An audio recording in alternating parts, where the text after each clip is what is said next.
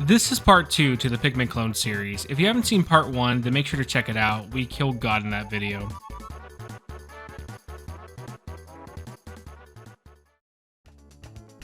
I want to say this right now, I don't know much about this series besides the animation is really creative and unique, and people want to fuck the Batgirl.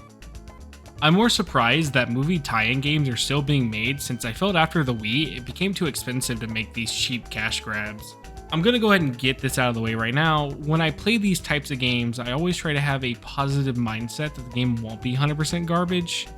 It really does help to have a more positive outlook going into these types of games since you won't judge it as harshly if you're not already shitting on it before you jump in. I've done this a few times and ended up loving games like G-Force and the Hamtaro series by not judging the game before giving it a chance. I do also want to add, I think by doing this approach, it made the game a bigger letdown, sadly.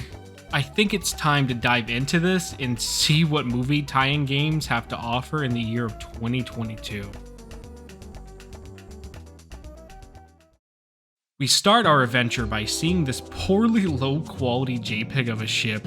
I'm not joking, these pictures used for the cutscene seem so compressed. I'm playing this on the PC version as well, at the highest settings, and they still look like this. Drac is shown this compass that's magical or something. It really isn't explained why it's magical, but it is. Just as our heroes are relaxed, a storm comes bursting through and causes everyone to go overboard. Such horror and sadness from how bad this is, having everyone separated to fend on their own. How will we all survive? Mavis and Drac wake up on the shore of a mystery island as none of our friends are around. We're truly on our own, it seems. Until this weird island creature known as an Impa shows up and turns itself into a bat Impa. This is when the real journey starts. If till now you were wondering how this was a Pikmin clone, well, then I'm about to explain why. You control these Impas and use them to gather Imperites to get more of them while finding treasure along the island. Exactly like Pikmin. Being honest with you, I find it weird this was the one style they chose to copy out of anything they could have picked. You go through the level till you find a rowboat just for Mavis to ruin the suspense about being stuck on the island, and she says she can see the ship floating like no storm ever happened. We row back to the boat just to see our main hentai pro tag here find and safe with the blonde lady from before. She tells us the compass is gone and we need it if we ever want to make it out of the Bermuda Triangle. When did we ever end up here? I have no idea. It never explained. So now begins the real adventure though. We're shown this map with 3 islands on it and told we need to find the compass and our 3 missing friends. I can already see that this game is going to be lacking in content. Here we are at Island 1, and right off the bat, this is the most bland area I've ever seen. We're also being timed, by the way. We have 10 minutes before the sun rises, and Mavis and Drac have to hurry back to the ship. Spoiler alert, the time mechanic is pointless and makes doing tasks more tedious and mundane. We journey through the island till we come across our wolf friend who is stuck in the ground and wants us to find his kids while also saying things like this. Take your time. You don't have to bring the kids back right away. Well, if he's in no rush to save his kids from the giant attacking crabs and plants that spit acid gas, then I'm not either. We do end up finding his kids, who just stare at us blankly with no expression or soul to be found. After finding all 4 of his kids, they dig him back up, freeing him from his dirt prison. We also acquire a new Impa form, and this Impa form allows the imps to dig and pull switches. That's it. We ride back to the boat to set off again back to Island 1. Every time you rescue anyone, it will boot you back, and it gets quite annoying. We travel along the path finding treasures for upgrades to either increase our total Impa count or time we can be outside before sunrise. With determination, we do end up reaching the first boss, or I should say bosses. The first boss we reach is this giant plant monster with sunlight surrounding it, making our bad imps useless against him since they will burn and die if we send them to fight. The second boss being the fucking camera. The camera is horrendous because it will always try to lock behind Mavis depending on the direction she's walking. You obviously have to do a lot of walking to fight anything and to avoid the plant's attacks, which means While you're trying to aim to your side, the camera will keep trying to get behind you to see Mavis's sweet fucking ass, instead of aiming at the plant. This camera makes aiming a nightmare even with precise aiming mode on, which just makes a line on the ground. No options to adjust the camera either. The whole goal of the boss is for you to use the bad impas to kill the flowers that make stink trails to distract your wolf impas while using the wolf impas to deal damage. This boss would be near impossible if you didn't keep getting countless wolf impas to respond. With luck and no help from the camera, we take down the first boss and get the first piece to the compass. Now we repeat everything and do it for Island 2. We also are greeted with another cutscene. Quality. Just pure quality. We arrive at Island 2, and I'll spare most of the long-winded details since most of my time spent here was being lost. We find our next friend Frank, who lost all of his limbs and somehow managed to not be attacked by anything. He's also pretty okay with losing his body parts, it seems. We wander around and find all 4 of his body parts, and like that, he's good as new. We even get another Impa form, which in my opinion becomes the most useful Impa of them all. The Franken Impa. Why are these guys the best? Well, that's because of how combat works. You normally have to throw your impas at the enemies and wait for them to start attacking. The Franken impas are different in this case because when you throw them, they actually do damage right away, meaning it can make fights easier to keep doing constant damage. We finally encounter the second boss, and it's a giant crab. I, for the life of me, couldn't figure out how to hurt this guy, and I spent a good while trying to figure it out. I just looked it up after a while and learned the way to hurt him is really stupid.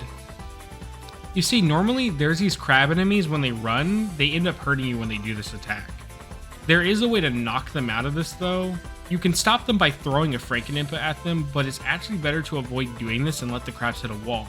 Hitting the wall stuns them, making it quick work. I ended up just never throwing impas at the crabs when they did the dash attack, because it's always better to let them hit the wall.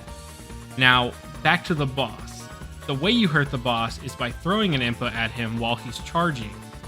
I never would have guessed to do this, ever. After beating the boss, we then get another part of the compass and back to the ship for another quality cutscene. That was one angry giant crab. I think I'm going to need a holiday from this holiday. Hey, did Anime Pizzeria make this cutscene? Island 3 is finally here, and oh boy, this is the worst island in the game, which isn't saying much when all 3 islands look exactly the same. Don't believe me? Here's all 3 islands. I listed the numbers, by the way, so you can see which ones are what, but I also listed them wrong. These are actually the right numbers for each island. Well, Island 3 has us finding our final friend, the Mummy Dude, while giving us a new Impa form. I actually find this Impa the most interesting because it has the ability to make bridges. If only they did anything with it besides showing you very obvious puzzles like this. Okay, I will give it some credit. It did have this one interesting puzzle where you had to use the sand wall to block off the smelly plant trail for the wolf impas to dig a path. We also get introduced to the newest enemy that looks very out of place. We wander some more till we reach the one and only final boss of the game. I'll let this fight play out in its entirety to show you how epic this boss fight is.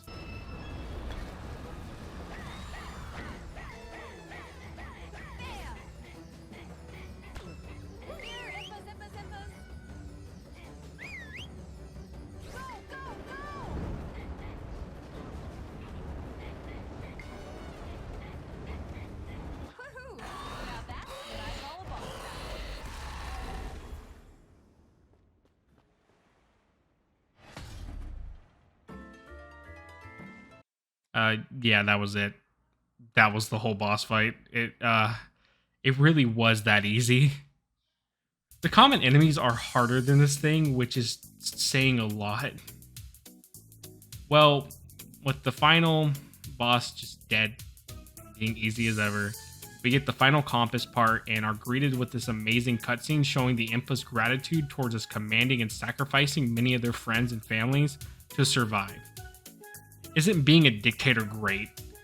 Then the credits roll and we're booted back to the main menu like nothing happened. I really have never played anything so unsatisfying. This game is $24 on Steam, by the way. Now, with all that said and done, I think it's time to just get into what I liked about it and didn't. Let's start with what I liked about it. I liked these guys power-wise and the occasional puzzle with the mushrooms. That's it. Let's talk about what I hated. The visuals can be ugly as sin sometimes. The character models especially look like everyone is 1 minute away from a brain hemorrhage or shitting themselves. This lady is by far just royally fucked for no reason. I don't get why they look so bad compared to the movie counterparts, and it really makes it sting harder when you hit loading screens and then you see these high quality renders of what they're supposed to look like just to then load back into this shit. The environment all look bland, every single one of it. It's just very fucking bland. The JPEGs are bland, enemies are bland, everything is bland. This is just a very bland looking game. I talked about this before, but the camera is atrocious. I don't understand why anyone thought it would be a good idea to force the camera to go back behind your character anytime you decide to walk in any direction that the camera isn't facing. This camera actually can affect your aiming to the point you will be lining up your shot, but Mavis or Draco will be turned not the way you're facing, causing the inputs to just not even go where you're aiming at. This camera also constantly fights with you while trying to do any combat, making me avoid combat if possible, which sometimes isn't possible, and not because I'm forced to fight, but because of the Impa's AI. One thing I love about Pikmin is having full control of what my Pikmin do. They won't dare make an action unless I say so. The Impas are not Pikmin. The Impas at any point, if they're too close to an enemy, will just automatically attack and usually will result in them dying. I'll even try to call them back so they don't die, and they will just ignore me sometimes. If you're also trying to send them out to attack, better hope nothing is in the way or near the enemy, because the Impas will then target that first, causing more deaths. I'm sure the AI is programmed to prioritize certain things over others, and that's why they're doing this. The Impas do get stuck on things, but not as often as I thought. Still very annoying when it does happen. Speaking of combat, this is also horrible. One of the other issues with combat besides the camera is how you control your Impas. You have to select what Impa you want to call back and then press the button to call those specific Impas back. Sometimes I can spam it and get them all to come back, but most of the time I'm frantically switching between types, desperately calling them back before they die. At least the Impas will all attack for the most part compared to Darwin's case. You do get this shield when you call your Impas back, but this actually makes combat become just throwing them and calling them back as soon as you see the enemies about to attack. Every encounter will go like this, even the bosses are this. Finally, the environments and music are the most bland and tedious things to listen to and navigate in. There's no mini-map besides the map at the start to see the path, meaning if you didn't memorize the map, you're going to get lost. This, at the end of the day, is a kid's game, but they make choices that I'm sure kids would get so frustrated with. It got to the point the only way I knew what area I was in was by what phrase Mavis would repeat. I had to use an audio cue to realize I'm in this area again. Now that's what I call a clearing. The camera, the way it's placed, also makes navigating harder since the camera is zoomed into the max on you. The time being a mechanic here while navigating these maps makes it so annoying when you're finally making progress after being lost and you want to find an Impa hole just to run out of time and have to backtrack all over again. The time in Pikmin is there to make you stress and have urgency for your actions and plan ahead. The time here makes me want to take a double gauge to the fucking face. I know at the end of the day, this game is a cash grab for kids, and I should have expected that, but I also like to have an open mind. Just because a game is targeted towards kids doesn't mean it has to be shit. Just look at Kirby or Splatoon. These are series that are for kids but strive while doing it. Kirby makes a fun and easy to learn experience for people new to platformers, while Splatoon gives that chance for kids to try a shooter that isn't just about killing people. But they do have a pedophile problem though, or the time they were making porn show up if they were losing. Second thought, let's scratch Splatoon. Let's go ahead and edit that out. With all that being said, I don't want to be like most YouTubers who spend countless hours in videos telling you why this children's content isn't what it used to be or it's bad. The game is bad and that's it. There's really nothing else to it. Well, Let's hope the next Pikmin clone game is actually good. Hopefully.